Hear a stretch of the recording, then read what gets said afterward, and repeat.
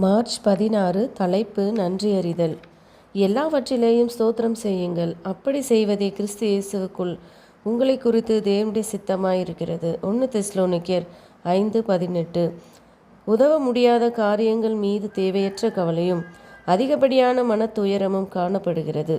தம்முடைய பிள்ளைகள் தம் மீது முழுமையான நம்பிக்கையை வைக்க வேண்டும் என்று கர்த்தர் விரும்புகிறார்.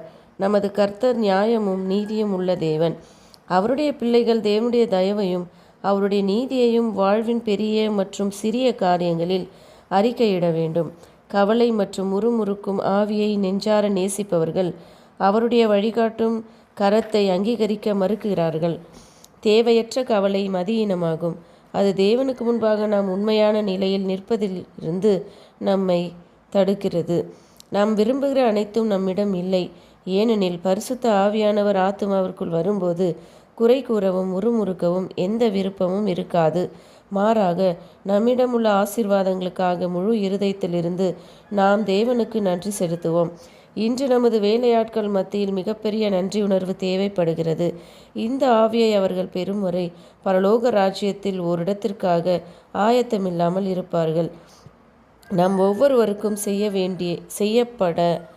செய்யப்பட வேண்டிய மகத்தான பணி ஒன்று இருக்கிறது. தேவன் நம் மூலம் கிரியை செய்ய விரும்புகிறதை குறித்து நாம் ஒன்றையும் புரிந்து கொள்ளவில்லை.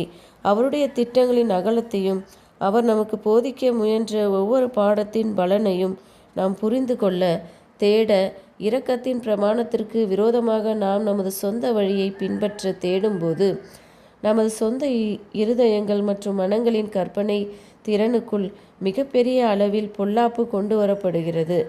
இங்குதான் அநேகர் தோற்று போகிறார்கள். இரக்கம் என்னும் நன்னடக்கையை நமது இயல்பாக நாம் பழக்கப்படுத்துவதில்லை.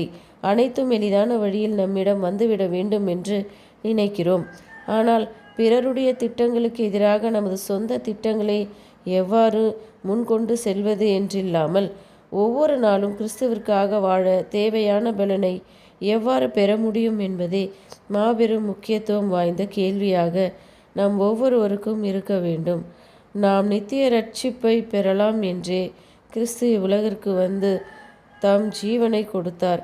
கிறிஸ்துவின் மார்க்கத்தை கனப்படுத்துகிற ஒரு முன்மாதிரியை இவ்வுலகத்திற்கு நாம் கொடுக்கும்படியாக நம் ஒவ்வொருவரையும் பரலோகத்தின் சூழலால் சூழ்ந்து கொள்ள வேண்டுமென அவர் விரும்புகிறார். ஆமேன்.